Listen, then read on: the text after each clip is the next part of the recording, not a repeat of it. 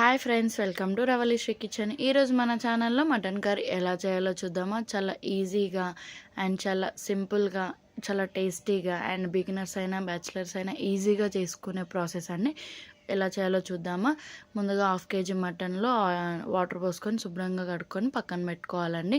ఇప్పుడు కుక్కర్ తీసుకొని అందులో ఒక 2 స్పూన్ల ఆయిల్ అండ్ బగారా సామాన్ అంతా వేసుకొని ఒక 4 పచ్చిమిరపకాయలు వేసుకొని ఫ్రై అయిన తర్వాత ఒక పెద్ద ఆనియన్ ముక్కలుగా కట్ చేసుకొని వేసుకొని బాగా ఫ్రై అయ్యేదాకా ఫ్రై చేసుకోండి. తర్వాత ఒక గుప్పడంత ఉల్లికాడ, కొత్తిమీర, పుదీనా వేసుకొని బాగా మగ్గిన తర్వాత ఒక స్పూన్ అల్లం వెల్లుల్లి పేస్ట్ వేసుకొని అవి కూడా పచ్చివాసన పోయేదాకా ఫ్రై చేసుకొని, అలాగే 1/2 టీ స్పూన్ పసుపు వేసుకొని అది కూడా పచ్చివాసన పోయేదాకా ఫ్రై చేసుకొని మనం ముందుగా కడుక్కొని పెట్టుకున్నాం కదా మటన్, అందులో వేసుకొని బాగా కలుపుకొని 1 minute మూత పెట్టుకోవాలండి. మూత తీసి చూస్తే ఇలా వాటర్ రిలీజ్ అవుతున్నాయని ఇలా ఒకసారి కలుపుకున్న తర్వాత 2.5 కారం అండ్ 2 స్పూన్స్ ఉప్పు అండ్ 1 స్పూన్ ధనియాల పొడి, 1/2 స్పూన్ గరం మసాలా వేసుకొని ఒకసారి ముక్కకు పట్టేటట్టు కలుపుకొని ఒక బౌల్లో వాటర్ పోసుకొని దాని మీద పెట్టుకోవాలండి. ఇలా ఆయిల్ రిలీజ్ అవుతూ ఉంటుంది.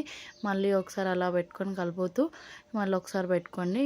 ఇందాక పెట్టుకున్న వాటరే అందులో పోసేసి కొంచెం కొత్తిమీర వేసుకొని మళ్ళీ ఒకసారి కలుపుకొని మూత పెట్టుకోవాలండి. మూత పెట్టుకుంటూ ఒక 6 to 7 విజిల్స్ వచ్చాక ఇలా తీసి చూడాలి. ఇలా తీసి చూస్తే మనకు ఆయిల్ అంతా పైకి పేరుతుందండి. చిన్నగా లో ఫ్లేమ్లో పెట్టుకొని ఇలా కొంచెం కసూరి మేతి వేసుకొని బాగా కలుపుకొని స్టవ్ ఆఫ్ చేసుకుంటే మన మటన్ కర్రీ అయిపోతుందండి.